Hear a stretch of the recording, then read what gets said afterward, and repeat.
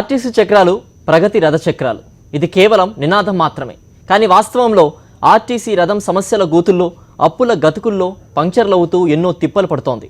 ఉద్యోగులు కష్టపడి ఆదాయం వైపు స్టీరింగ్ తిప్పుతూ ఉంటే ఆర్టీసీ విధానాలతో చక్రాలు మాత్రం నష్టాల వైపే తిరుగుతున్నాయి. ఉద్యోగ భద్రత, ప్రయాణికులకు మెరుగైన సేవలు, గ్రామీణ ప్రాంతాలకు మరింత చేరువ, ఇవన్నీ ప్రకటనలకే పరిమితమవుతున్నాయి. వీటన్నింటికీ ఒకే ఒక పరిష్కారం: ఆర్టీసీని ప్రభుత్వంలో విలీనం చేయడం. తాను అధికారంలోకి రాగానే ఆర్టీసీని ప్రభుత్వంలో విలీనం చేస్తానని వైఎస్ఆర్సీపీ అధ్యక్షుడు వైఎస్ జగన్మోహన్ రెడ్డి స్పష్టమైన హామీ ఇచ్చారు.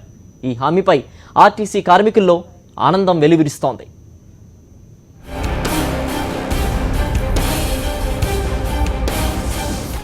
ఆంధ్రప్రదేశ్ రాష్ట్ర రోడ్డు రవాణా సంస్థ రోజు 70 లక్షల మందిని గమ్యస్థానాలకు చేరుస్తూ సేవలందిస్తున్న సంస్థ. ప్రయాణికులకు మెరుగైన సేవలు అందించాలని కార్మికులు ఆహర్నిశలు కష్టపడుతున్నా విధానపరమైన సమస్యలు వారిని వేధిస్తున్నాయి. ప్రభుత్వం ఆర్టీసీపై పెత్తనం చేస్తోందే తప్ప ఆదుకోవడానికి మాత్రం ముందుకు రావడం లేదు.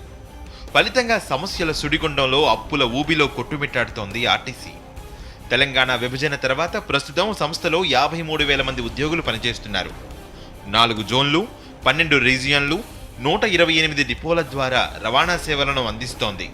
వేల మంది కార్మికులు రెక్కలు మొక్కలు చేసుకుని కష్టపడుతున్న సంస్థ మాత్రం 6,200 కోట్ల నష్టాల్లో కూరుకుపోతోంది. ఆర్టీసీపై ప్రభుత్వం చిన్నచూపు చూడడమే ఇందుకు ప్రధాన కారణంగా కార్మిక సంఘాల నాయకులు చెబుతున్నారు. ఆర్టీసీని, అందులో పనిచేసే కార్మికులను అనేక సమస్యలు ముప్పు తిప్పలు పెడుతున్నాయి. ఆదాయం లేకపోవడంతో కొత్తగా ఉద్యోగాలను భర్తీ చేయడం లేదు. ఉన్న ఉద్యోగులకు పని ఒత్తిడి పెరిగిపోతోంది. 2014కు ముందు 64,000 మంది కార్మికులుంటే ప్రస్తుతం ఇందులో 11,000 మంది రిటైర్ అయ్యారు. కానీ వారి స్థానంలో కొత్తగా ఉద్యోగులను మాత్రం నియమించలేదు ఆర్టీసీ. ఫలితంగా కార్మికులపైనే ఆ పని భారం పడుతుంది. డ్రైవర్ ఉద్యోగంతో పాటు కండక్టర్ బాధ్యతలు ఒకే వ్యక్తి చేయాల్సిన పరిస్థితి ఏర్పడింది. ఉద్యోగ భద్రత కరువైంది. బీమా సౌకర్యం అంతంత మాత్రమే.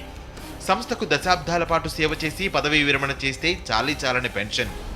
ప్రభుత్వ ఉద్యోగులతో పోలిస్తే చాలా తక్కువ జీతాలు. సమాన పనికి సమాన వేతనం అనే మాట అసలు అమలు కావడం లేదు. అదనపు షిఫ్టులు చేసి ఆరోగ్యం పాడైతే సరైన వైద్య సేవలు అందవు. ఇలాంటి ఎన్నో సమస్యలతో కార్మికులు కష్టాలు పడుతున్నారు. రవాణా రంగానికి సంబంధించి ఏపీఎస్ఆర్టీసీలో భాగంగా ప్రధానంగా రోజుకి 70 లక్షల మందికి రవాణా సౌకర్యం అందిస్తున్న ఏపీఎస్ఆర్టీసీ సంబంధించి స్వతంత్ర ప్రతిపత్తి లేని కారణంగా ఇవాళ ప్రభుత్వాలు ఆర్టీసీ మీద పెద్దరికం చేస్తున్నాయి. కానీ ఆర్థిక పరంగా వచ్చిన నష్టాలను ఆదుకోవడంలో మాత్రం కొంతవరకు ప్రభుత్వ విధానాల లోపం వచ్చిన కారణంగానే వాళ్ళ ఆర్టీసీ 6,200 కోట్ల వరకు నష్టం ఉంది. సుమారు 10 సంవత్సరాలుగా పెరుగుతున్న జనాభాకు అనుగుణంగా ఏడాదికి 7% బస్సులు పెంచాల్సిన అవసరం ఉన్నప్పటికి కూడా ఆర్థికంగా ఆర్టీసీ నష్టాలు ఉన్న కారణంగా ఒక్క బస్సు కూడా పెంచుకోలేని పరిస్థితి ఇవాళ. అదేవిధంగా బస్సుల సంఖ్య పెంచుకుంటూ పోతే ఇవాళ ఆర్టీసీలో 2014 విభజన నాటికి ముందు 64,000 మంది ఉద్యోగులు ఉన్నాం. ఇవాళ 53,000 మంది ఉద్యోగులు ఉన్నాం. అంటే 11,000 మంది ఉద్యోగులు రిటైర్ అయ్యారు. బస్సుల సంఖ్య కూడా తగ్గుతుంది. అంటే పెరుగుతున్న జనాభాకు అనుగుణంగా బస్సుల సంఖ్య పెరిగితే, ఉద్యోగుల సంఖ్య పెరిగితే బడుగు బలహీన వర్గాల సంబంధించి ఉద్యోగులకి ఇంకా ఎక్కువ అవకాశాలు ఉంటాయి. ఇక సంస్థకు నిర్వహణ భారం రోజు రోజుకు పెరిగిపోతోంది.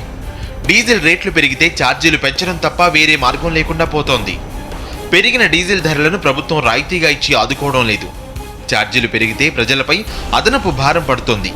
ఛార్జీలు పెంచకపోతే నష్టాల భారం తప్పదు. గ్రామీణ ప్రాంతాల్లో లాభాలు లేకపోయినా ప్రజల సౌకర్యం కోసం సర్వీసులను నడుపుతోంది ఆర్టీసీ. లాభాలతో సంబంధం లేకుండా రోజు 5,000 బస్సులను గ్రామీణ రోడ్లలో తిప్పుతోంది. కొన్ని వర్గాల ప్రయాణికులకు రాయితీలను కల్పిస్తోంది. అయినా ఆ మేరకు ప్రభుత్వం నుంచి ఆర్థికంగా చేయూత లభించడం లేదు. దీంతో సంస్థ నష్టాల వైపు ఒరిగిపోతుంది. నష్టాల పేరుతోటి వాళ్ళ కార్మికులు విపరీతంగా పనిభారాలు పెరిగిపోతూ ఉన్నాయి. అయినప్పుడు రోజు రోజుకి ఇవాళ చట్టాలు 8 గంటలు పనిచేయాలంటే 10 గంటల నుంచి 12 గంటల వరకు పనిచేస్తూ ఉన్నారు. దీనికి ప్రధాన కారణం నష్టాలని చెప్తా ఉన్నారు. అసౌకర్యం కల్పిస్తూ, బస్సులు తగ్గిస్తూ, అదేవిధంగా ఉద్యోగస్తులు కుదింపు చేస్తూ, వీటన్నిటి వల్ల ఏంటంటే ప్రయాణికులకి అసౌకర్యం జరుగుతుంది.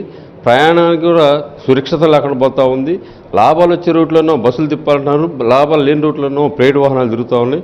ప్రయాణికులు అసౌకర్యం కలుగుతూ ఉంది. కాబట్టి అది లేకుండా విద్య ఎలా అయితే ప్రభుత్వం బాధ్యత తీసుకుందో రవాణా సంస్థలో కూడా రవాణా సౌకర్యం కల్పించాల్సిన బాధ్యత ఈ రాష్ట్ర ప్రజలకి ప్రభుత్వాలపైన ఉంది. ఇటు ప్రయాణికులకు ఆర్టీసీ మెరుగైన సేవలను అందించలేకపోతోంది. ఆర్టీసీ ప్రయాణం సురక్షితం, సౌకర్యవంతం, శుభప్రదం అనే రాతలే తప్ప చేతల్లో కనిపించడం లేదు. డొక్కు బస్సులు, చిరిగిన సీట్లు, పగిలిన కిటికీ అద్దాలు ఇలా అన్ని అసౌకర్యాలే.